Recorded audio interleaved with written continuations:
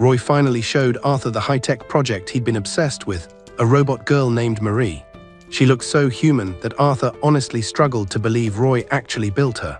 As the billionaire heir to Zeitz Corp, Arthur was basically bored with seeing standard scientific miracles. Suddenly, a clock exploded because clearly, safety is just a light suggestion in this lab.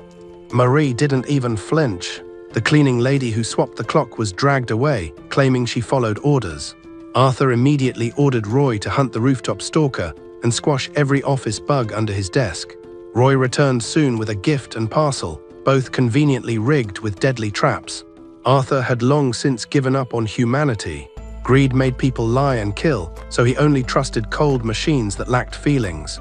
Being the illegitimate heir meant his relatives tried to poison or kidnap him on a weekly basis. He hated liars most, and anyone caught lying would find their social life completely incinerated. Despite the chaos, Marie stayed remarkably chill. She was actually human, a martial arts prodigy working undercover to pay off her parents' debts. Roy gave her a warning. If Arthur discovered she wasn't a robot, they would both be absolutely finished. Arthur, being a total perfectionist, scolded his driver for being exactly 5 seconds late. On the way to school, he listed his leadership classes and a dinner with a partner's son whose manners were basically absolute garbage. At school, Marie drew stares for her completely blank expression. When some idiots mocked her for being robotic, Arthur stepped in and terrified them. He told her that her emotionless face was charming, which was a first for her to hear. Later, Arthur met his scheming brother Maynard, a guy who definitely wanted him dead. They smiled sweetly while silently wishing for each other's total ruin. Marie, being totally clueless, thought they were actually getting along. That night, Arthur finally relaxed, resting his head on Marie's lap for a moment. He admitted he felt alone and that nobody was truly on his side. She gently promised to always be on his team. It was a lie, but a sincere one. The next morning, Arthur's car was hijacked, courtesy of Maynard's latest brilliant plan. Marie chased the car, beat up the thugs, and pulled Arthur from a burning building. Before passing out, she told him not to worry. Her fake metal body could take it. When she woke up, Arthur was there, relieved she had finally rebooted. He almost asked if she was human, but figured he just imagined her smile. Loving a machine was pointless, and loving a human was even more dangerous. Later, during party prep, Arthur fired a servant for lying about the chairs being ready. Arthur introduced Marie as the company's pride, telling everyone to follow her perfect robotic example. When the guests arrived, the garden became a sea of rich, annoying socialites. Marie wasn't surprised that a Zeitz party had to be ridiculously over the top. Arthur explained he was in charge while his dad was away, and Marie promised to knock out anyone suspicious. Arthur had a more vital task. She had to ninja remove every green pepper from his food. Naturally, she accepted the pepper-free mission. Soon, Arthur's Uncle Carl and Aunt Charlotte showed up. They looked like they owned the place. Marie wondered why Arthur was friendly until Roy whispered that these two were actually allies. Charlotte noticed something was different with Arthur, and she suspected Marie was the cause. When Arthur bragged about his robot's tech, Charlotte couldn't believe how real Marie looked, even spotting her paws. Marie nearly had a panic-induced short circuit right there. Roy quickly dragged Marie away to clean things up. She balanced dishes, caught a flying cat, and snatched every green pepper from the salad like a professional. When an intruder tried to sneak in, she dropped him with one punch.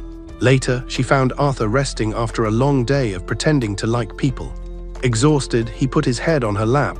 When he thanked her, she felt her heart race, which robots definitely shouldn't do. She tried to leave, but Arthur asked her to stay a bit longer. Unseen, Charlotte watched them, starting to realize Marie might be a total fraud. At the party, Marie accidentally splashed a guest while serving some drinks. Mortified, she apologized with a blank stare, which just made it awkward. Then, spotting a bomber under the buffet, she tackled him into the bushes and ended the party. While everyone panicked, Arthur lied and said Marie had saved them from a planned attack. The crowd cheered, and Charlotte hoped Marie might finally fix Arthur's hatred for humanity. Meanwhile, Maynard watched from a rooftop, cursing the robot for ruining his latest explosive scheme. That night, Marie wore a dress Arthur had gifted her. When she apologized for the chaos, he thanked her for the hard work. She wished she could stay with him forever. Arthur, still convinced she was tech, asked what kind of fuel she used. Panic mode. She blurted out batteries and bolted before things got weird. She was terrified that he was finally figuring it out. The next morning, she didn't know how to face him, but Arthur greeted her with a surprisingly warm good morning. When she froze up, he immediately sensed that something was off. Marie and Roy tried to act cool, but their awkwardness was painfully obvious. Arthur got suspicious that she might actually be a human. Determined to know, he started running some tests. He stared while she worked and popped up randomly with a vacuum to get a reaction. Desperate, Marie acted extra robotic, even walking into a wall for dramatic effect. Eventually, Roy decided the risk was just too high. He fired Marie and told her to leave for her own safety. It hurt, but he couldn't let Arthur find out the truth. Soon after, Roy introduced Marie to a supposedly better and more mechanical version. She immediately proved her value by sniping a fly midair.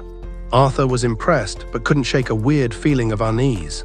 Meanwhile, the real Marie packed her bags, refusing to keep the uniform that reminded her of Arthur. Just then, Arthur walked in, demanding to know what she was hiding. She figured he didn't need her now that he had a shiny new robot. Arthur admitted the new one was advanced, but she simply wasn't Marie. The new robot suddenly tagged Marie as a threat and attacked. It was a showdown of metal versus muscle. Arthur jumped in to save Marie and got injured. That was the final straw for her. Furious, Marie dismantled her mechanical rival in a matter of seconds. Arthur, being clueless, assumed her violence was just a glitch and offered to pay for repairs. Marie, totally flustered, claimed she was already fixed. He smiled, picked her up, and asked her to stay forever. She agreed, vowing to keep her human identity a secret forever. Roy welcomed her back, noting Arthur hadn't smiled like that in years. Then the repaired Marie too walked in, ready to assist them both. Roy decided they would both protect Arthur from now on. Now Marie had to compete with a literal clone for attention.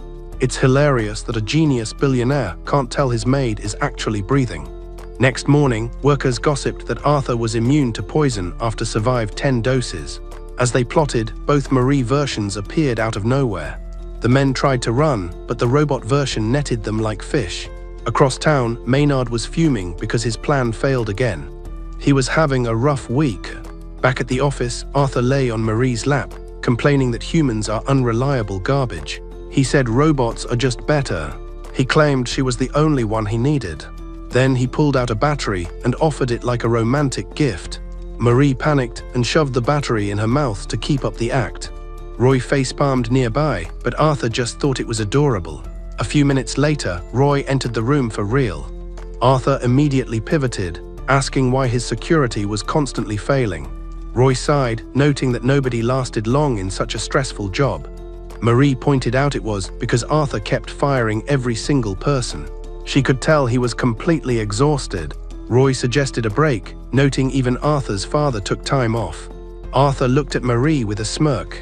He joked that she must have a girlfriend mode for their outing. Marie turned bright red. Later, the two went for a walk that felt like an accidental date. Marie tried to look affectionate, but she was dying of embarrassment on the inside.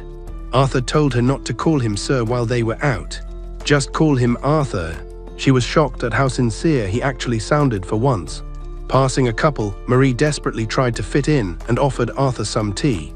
They hit a cafe where she saw a girl feeding her boyfriend dessert. Thinking this was standard girlfriend behavior, Marie fed Arthur a giant spoonful. He just smiled. Simply delicious. She felt relieved, thinking she finally nailed the role. Then Arthur offered her a battery for a snack. At the park, Marie kept mimicking other couples, though she looked like a total glitching mess. Arthur noticed some boats and suggested they take a quick ride. Marie quickly reminded him that robots and water are a lethal combo. He dropped it, mostly because he didn't want a lecture from Roy later. Trying to be romantic, Marie picked a clover and handed it to Arthur. She immediately felt like a total idiot.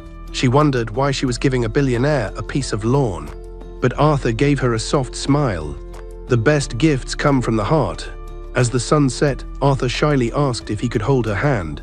She said yes. A girl nearby commented on the cute couples, but Marie knew they were just faking it. Still, it actually strung to imagine Arthur holding hands with someone who was real. Later, near a church, Arthur started reminiscing about his parents before everything got dark. A dagger suddenly came flying from the sky. Marie pushed Arthur aside and leaped onto the roof to find the attacker. There stood a guy in blue, looking incredibly smug. He joked about her being Arthur's girlfriend, but she snapped that she's just staff. He teased her about being his girlfriend, but she denied everything. He shoved her toward the ledge, and she almost took a dive.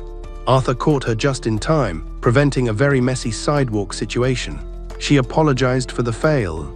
The next day at the university, Marie was still dwelling on that blue-haired jerk. She swore to herself she would catch him. Then the professor introduced the new guy, Noah, to the class. Marie felt her stomach drop instantly. It was clearly him. She figured out Noah was actually on Maynard's peril to cause trouble. Everyone crowded Noah, praising his grades and inviting him to a party like he's royalty. Marie rushed to find Arthur, but Noah blocked her path with a creepy grin. He invited her to his party. He mentioned that her poker face was actually terrifying. He showed her an old clip of her boxing, a file Roy definitely failed to delete.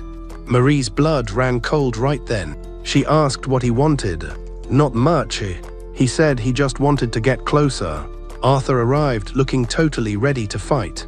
He asked what the guy wanted with his employee. Noah just smiled like a snake. He claimed she liked him way more than Arthur realized. Arthur looked ready to throw hands. He told him to back off. To keep her secret safe, Marie blurted out a total lie. She claimed she just wanted to learn some skills from him. Arthur was stunned, and the vibe in the room became incredibly toxic. Noah just smirked. He suggested they make things a bit interesting. If Noah wins the fight, he keeps Marie, otherwise he leaves them alone. Before they could clash, a bunch of chickens escaped from a club and ruined the drama. Incredible. Now the farm animals are even making fun of him.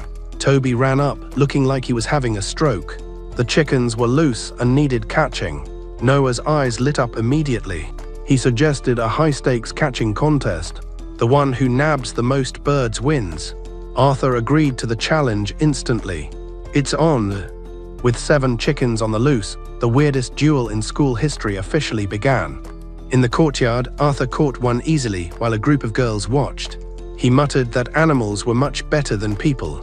At least they don't lie to your face. Marie watched from the side, feeling pretty concerned. She wondered if he truly hated everyone that much. Arthur quickly had 3 chickens tied up and ready to go. Marie tried to help, but he told her to stay back. He has this. No problem. Noah started cheating by hiring a student squad, but the birds still hated him. Marie whispered that even the birds could tell he was a total psycho. Eventually, they both had 3 birds, leaving only one more to go. The final showdown was about to start. Facing off in the garden, Arthur coolly stated that Marie belonged to him. Noah just gave a smug look. The last chicken made a run for it. Marie tried to spot it from a tree, but the branch snapped and she fell. Falling into the lake, she wished she had been a bit stronger.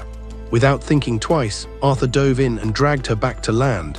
Holding her on the grass, he whispered that he actually needed her. She opened her eyes and said she was totally fine. She teased that the game wasn't over quite yet.